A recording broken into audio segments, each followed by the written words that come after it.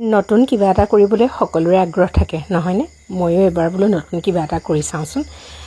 মানে ইউটিউবত দেখিয়ে থাকোঁ আৰু মানুহবিলাকে ধুনীয়াকৈ শিকাই দিয়ে সেইকাৰণে অনলাইনত মগাই আনিছিলোঁ এই চপ বেছটো এবাৰ বোলো গা ধোৱা চাবোন বনাই চামচোন কেনেকুৱানো হয় সেইকাৰণে আজি মানে অলপ কমকৈ গলাই ল'লোঁ আৰু আচলতে বনোৱাৰ সময়ত কিন্তু মই ইউটিউব চাই লৈছোঁ আৰু এনেকৈ ধুনীয়াকৈ ঘৰৰে হালধি আছিলে মই আজি হালধি দিয়ে বনাইছোঁ আৰু 1 ঘণ্টা হৈছে এয়া গলাই পেলানি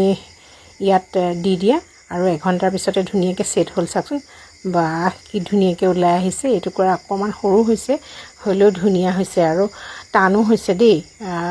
বনাবলৈ একেবাৰে উজু দেই আৰু ঘৰৰ হালধি দিছোঁ হালধিখিনি আচলতে চব বেষ্টত দিয়াৰ লগে লগে ৰংটো এনেকুৱা ৰঙা নিচিনা হৈছে আৰু 3 টুকুৰাহে হ'ল অলপমান কমকৈ বনাইছোঁ তাৰমানে প্ৰথম বনাইছোঁ যে কিন্তু